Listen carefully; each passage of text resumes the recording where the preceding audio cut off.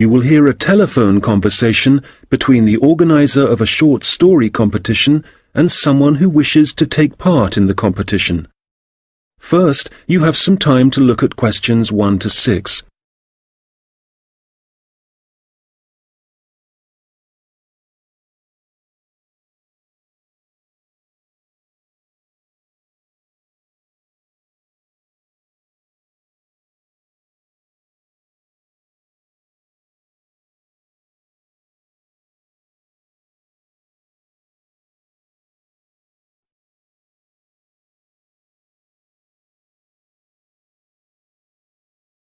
Good morning, Dave speaking. Oh, hi. I'm phoning about a short story competition. I saw an advert in a magazine and I was just calling to get some details. Yes, certainly. I'm the competition organizer, so I should be able to help. What kind of details are you looking for? Well, does it cost anything to enter? Yes, there's an entry fee of £5. Okay, that should be fine. It's a short story competition, so how many words is that? Well, we want to give people a reasonable amount of freedom, but the guidelines are around 3,000 words. Oh, that sounds quite a lot. Well, it's not as much as it used to be. We did have a limit of 5,000 words, but some people thought that was too many. So this year we've reduced it. Right. And does the story need to be about anything in particular? No, you can write about any topic you like. But the main point of the competition is that it has to have a surprise ending. Oh, I see. That sounds interesting. I don't think I've ever written a story like that before. Yes, it's something we've introduced for this year's competition. Right. I'm 18. Is there any age limit? Yes, you need to be 16 or over. So, if you're 18, that's fine. Great. So you have the competition once a year, is that right? Yes, we start advertising in January, and the competition takes up a lot of the year. We give people a few months to write their story, and then it takes quite a long time to judge all the entries and to announce the winners. I see. So when is the closing date for the competition? It's already April. I hope I'm not too late. No, you've still got plenty of time. You need to submit your entry by the 1st of August. After then, it will be too late. Although you can always enter next year's competition. Okay, good. So how do I enter? Well, we have a website, and the best way to enter is to complete the entry form online. We also have more details of the competition on the site. Shall I give you the web address? Yes, please. Okay, it's www.comp4ss.com, and that's the number 4, not the word 4. Okay, thanks. I've got that. So I can complete the entry form online, but how do I send the story? Do I print it out and send it to you? Well, you may want to print the story out so you can review it, but don't post it to us. When you've finished your story, you will need to email it to us. The email address is on the website I gave you. Okay, that's fine. Before you hear the rest of the conversation, you will have some time to look at the questions 7 to 10.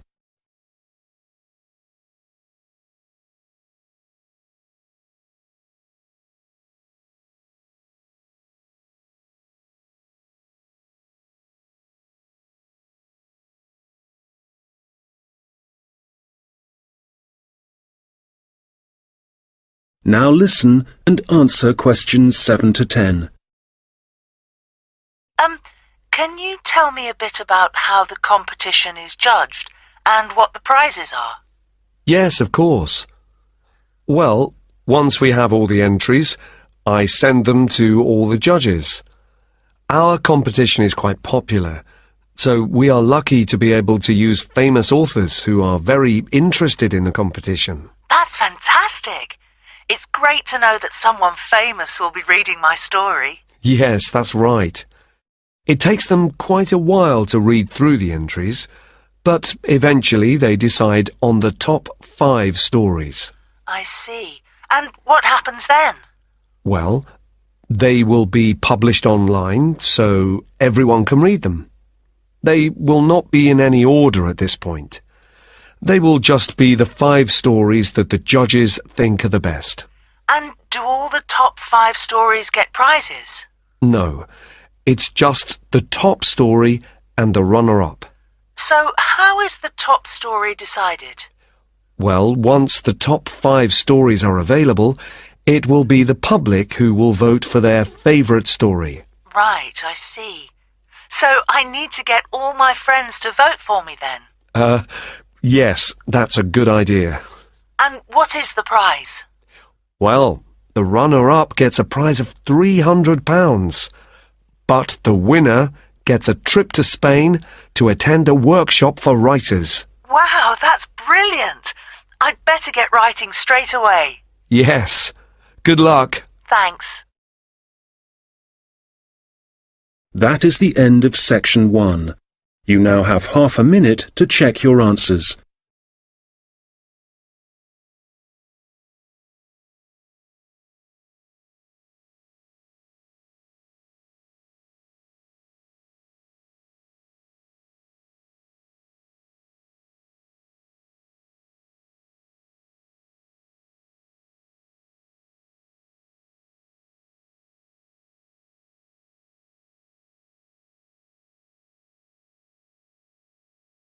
Now turn to section 2.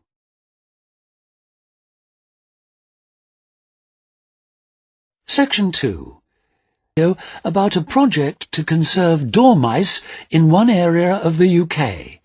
First, you have some time to look at questions 11 to 14.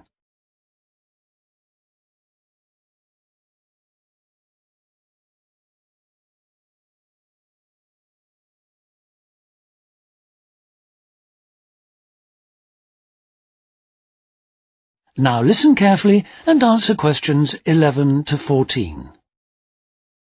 Good morning, and welcome to our weekly programme about countryside matters. With me today I have Jackie Lammerton. Jackie works for the nature organisation Action for Wildlife, and she's appealing for volunteers for a project she's organising.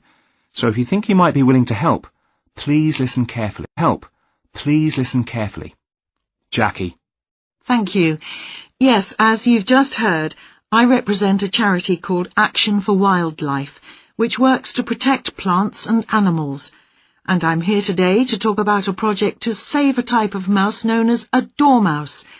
We can still find the dormouse in this area, but in the last few decades, the number of dormice has seriously declined, not just in this country but across the world. There are several reasons for this: loss of habitat, climate change, competition for food. And this area of the UK is now regarded as one of the last strongholds. So naturally, we want to help the creature to survive here as much as we can. The aim of the first stage of our project is simply to identify specific locations where dormice are still to be found and estimate the number we have here. So I'll just tell you a little bit about the creature in case you don't already know. The dormouse is a very attractive, very small mammal. It only weighs about the same as a couple of pound coins. It's bright golden in colour, and it has a thick furry tail and big black eyes. Now, you've probably all seen a picture of a dormouse, but you're very unlikely to have seen a real one because they're strictly nocturnal. Also, they hibernate from October to April, so it's not around at all for about half the year. So where is the dormouse to be found? Well, dormice need to be near a variety of trees and plants, so they can be sure of a continuous supply of food throughout the spring and summer. They feed on flowers, pollen, fruit, insects, ripe nuts, things that are available in turn as the summer progresses. Here in the UK, the dormouse is most likely to live in places like hedgerows or woods, or at the edges of farmland. So how do we find out exactly where dormice are? Well, as they're hard to spot, as I said, we have to use indirect methods. Instead of trying to see dormice themselves, we look for evidence of dormouse activity. Dormice eat hazelnuts, so we'll be looking for the shells that dormice have opened to get at the nut inside. A lot of wildlife species eat hazelnuts. It's not just dormice. But it's usually possible to tell which particular animal has opened a nut by looking at the marks on the shells. So now, for those of you who would like to help us carry out this survey, let me tell you exactly what to do. You'll need to get an identification sheet like this from us. Then you should spend time looking for hazelnut shells in the bottom of hedgerows or on the ground in woodlands. Before you hear the rest of the talk, you have some time to look at questions 15 to 20.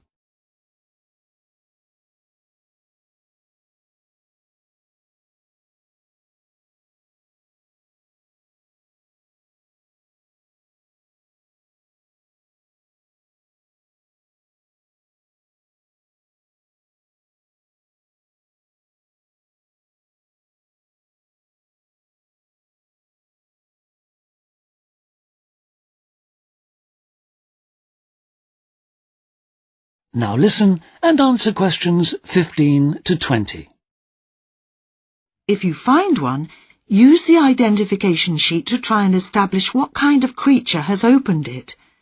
You'll see from the pictures on the sheet that different creatures do it in different ways. For example, you'll see that insects make a small hole in the shell, less than 2 millimeters across. Then there's another type of mouse called a wood mouse. Wood mice make a hole in the shell too, but they leave parallel tooth marks on the inner rim of the shell, as well as rough scratches on the surface. Thirdly, there are little mammals called voles. These creatures don't leave any marks on the surface, but they leave tooth marks on the inner rim of the hole. And these marks are neat and parallel, so they're fairly easy to identify. Then there are squirrels and birds. They both open the nuts, leaving half shells that have got jagged edges. And finally, we have our dormice. They make a hole in the shell that has a smooth inner edge, and the tooth marks it leaves are on the surface, at an angle to the hole. And these are the ones we're looking for, of course. Firstly, if you do find any nuts which you think have been opened by dormice, you need to record their location as precisely as possible. You can use the grid references on a map, or you can sketch your own map. But if you do, be sure to include landmarks or road names. It's very important that we know exactly where the shells came from. Then put the nutshells in a small container. Any kind will do, a film box or a matchbox, anything that prevents them from being crushed in the post. And then finally, give them a label, just your name and contact details, and send them to Action for Wildlife. When we receive them, an expert will look at the shells to confirm your identification. The address to send them to is... That is the end of section 2. You now have half a minute to check your answers.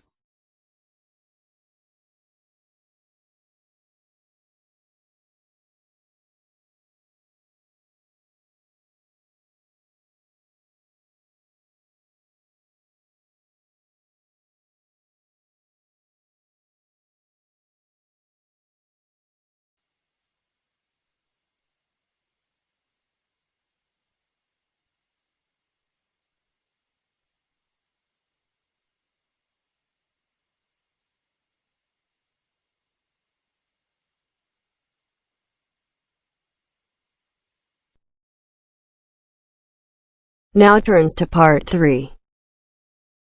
Part 3. You will hear a conversation between a student, Dave, and his tutor about a project that Dave has done about work placements.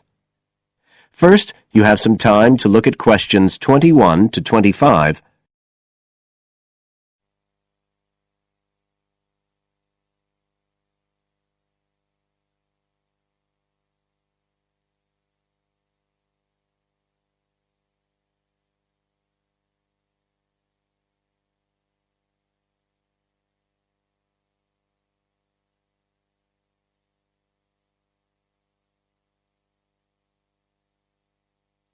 Now listen carefully and answer questions 21 to 25. Good afternoon, Dave. Come on in and take a seat. Hi, Dr. Green. Thanks. Oh, hang on a minute. I'll just find the first draft of your project paper, and we can have a look at it together. Now, yours is the one on work placement, isn't it? Yeah, that's right. So what made you choose that for your project? Well, I suppose it was because sending students off to various companies for work experience seems to be such a typical part of educational courses these days. I mean, even school kids get to do it. But I felt everyone just kind of assumes it's a good thing, and I guess I wanted to find out if that's the case. But you don't look at schools or colleges, right? You've stuck to university placement schemes. Yeah, well, I quickly found that I had to limit my research. Otherwise, the area was just too big. Do you think that was okay? I think it's very sensible, especially as the objectives might be very different. So how many schemes did you look at? Well, I sent out about 150 questionnaires altogether. 50 of each to university authorities, students and companies. And I got responses from 15 educational institutions and 30 students in 11 individual companies. Great. That sounds like a good sample. And who did you send your company questionnaires to? Well, the idea was to have them done by the students' line managers. But sometimes they were filled in by the human resources manager or even the owner of the company. Right. I didn't find a full list anywhere, so I think it's very important to provide that, really. You can put it as an appendix at the back. Right. I've got a record of all the respondents, so that'll be easy. I hope other things were okay. I mean, I've already put such a lot of work into this project, identifying the companies and so on. Oh, I can tell. I think you've done a good job overall. You now have some time to look at questions 26 to 30.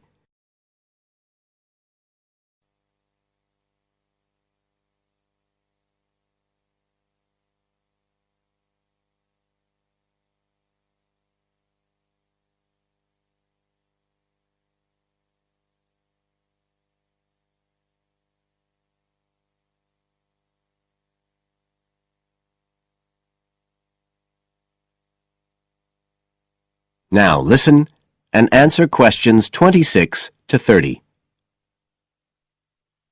I thought your questionnaires were excellent, and you'd obviously done lots of background reading, but there were a few problems with the introduction. First of all, I think you need to make some slight changes to the organisation of your information there. At present, it's a bit confused. Okay. What did you have in mind? Well, you write quite a bit about work placement in general, but you never explain what you mean by the term. So you think I should give a definition? Exactly. And the introduction is the place to do it. And then, look, you start talking about what's been written on the topic, but it's all a bit mixed up with your own project. So do you think it would be better to have two sections there, like a survey of the literature as the introduction, and then a separate section on the aims of my research? I do. You can include your methods for collecting data in the second section too. It would be much clearer for your reader. Establish the background first, then how your work relates to it. It would flow quite nicely then. Yes, I see what you mean. Anyway, moving on. I like the way you've grouped your findings into 3 main topic areas. Well, it became very obvious from the questionnaires that the preparation stage was really important for the whole scheme to work. So I had to look at that first. And I found a huge variation between the different institutions, as you saw. I was wondering if you could give a summary at the end of this stage of what you consider to be the best practice you found. I think that would be very helpful. Right, I'll just make a note of that. What did you think of my second set of findings, on key skills development? For me, this is the core of my whole project, really. And you've handled it very well. I wouldn't want you to make any changes. You've already got a nice final focus on good practice there. Thanks. Right. Now, I think the last part, which deals with the reasons why students don't learn... What, the constraints on learning chapter? Yes, that's the one. I think you need to refer to the evidence from your research a bit more closely here. You know, maybe you could illustrate it with quotations from the questionnaires, or even use any extracts from a student diary if you can, and refer back to what you've written about good practice. That is the end of part 3. You now have half a minute to check your answers.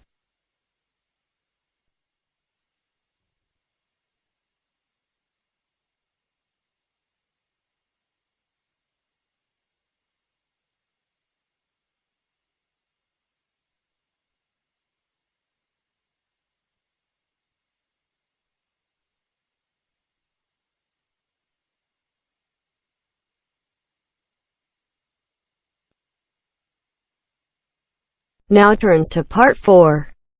Part 4. You will hear an extract from a talk about student health, and specifically about ways to avoid headaches. Listen to what the speaker says and complete the summary. First, look at questions 30 to 40.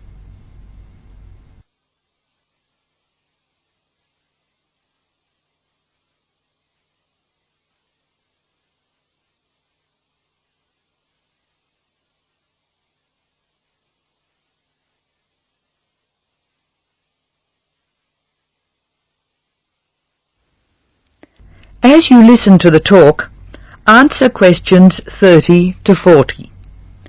Complete the summary.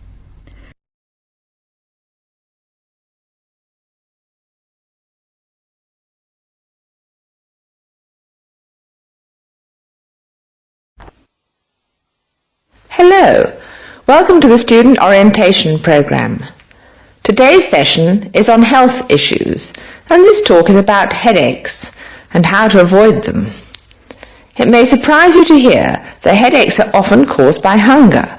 In fact, one study suggested that 70% of headaches are related to hunger, which makes it the principal cause. The advice is simple: eat 3 meals a day and try to keep to a fairly regular schedule of meals. People associate noise with headaches, and for most of us, excessive noise creates the conditions for a headache. Very loud noise is unpleasant, and people usually remove themselves from it. Having said that, younger people tend to tolerate noise better than their elders, so I may be leaving noisy places far earlier than you. Just remember that exposure to too much noise may predispose you to a headache. Of course, we all associate headaches with studying. In fact, the headache probably doesn't come from the studying so much as from being tense. When we study hard, we often hunch over our work. Try raising your shoulders and tensing them, and now relax. Can you feel how much more comfortable a relaxed stance is? Another thing, it's very important to check that you're working in a good light. It will not actually hurt your eyes to work in a bad light, but it will make you tired very quickly, and is very likely to give you a headache. What's more, if you have the book flat on a desk in front of you, it will be harder to read, and you'll have to hold your head at an odd angle. It is wise to have a book rest, which raises the material you are reading 45 degrees to the desk. This will help reduce your chance of a headache. Try to relax before bed, so that you will be relaxed when you try to sleep. A soak in a hot bath may be helpful. It's also important to really sleep when you go to bed. A good mattress is a wise investment for people who want to avoid headaches. This talk seems to keep coming back to tension. Tension may cause you to chew too forcefully, clench your jaw, or grind your teeth, and this in turn may lead to headaches. It is very easy to say that you shouldn't grind your teeth, and very hard to stop, particularly if you grind your teeth in your sleep. Try to avoid situations which will make you tense, particularly just before bed. If you do compulsively grind your teeth in your sleep, ask your dentist about a soft mouth guard. In general, try to eat regular meals and avoid tense situations. Be sure you get plenty of exercise.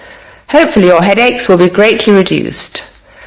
One other thing I should point out, avoid smoky rooms and cars. Such places certainly encourage headaches, and the smoke may be doing you quite serious long-term damage.